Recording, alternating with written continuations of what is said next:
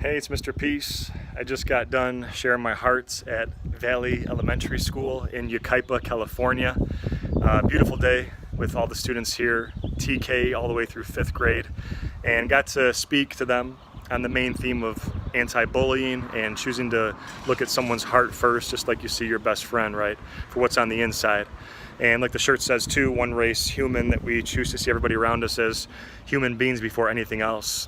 And that knowing that just, in a couple seconds we have the ability to uplift somebody high as the clouds, that what we say or do can stay on their heart forever in a kind way, in a good way, or in 2 seconds we can say something so mean that it stays on someone's heart in a very negative way, and that's for the rest of their life. And so starting to realize that no matter how somebody's born, how they walk, talk, see, hear, think, whatever it is, that we can still show that same level of compassion that we show to the closest people in our lives.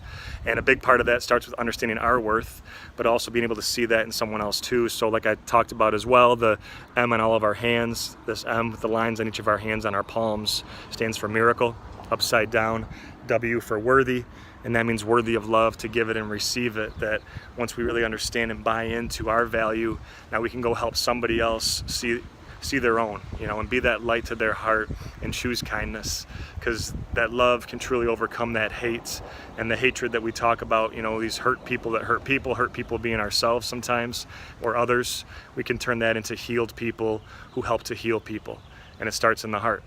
And so hopefully we let that light, enter, heal whatever pain we've been through or are going through, and then come out and choose the love over the hatred. So thanks again for touching my heart. It was a great time to meet you all. Never stop sharing your hearts and keep spreading the kindness, and hope to see you again soon. Much love. Peace.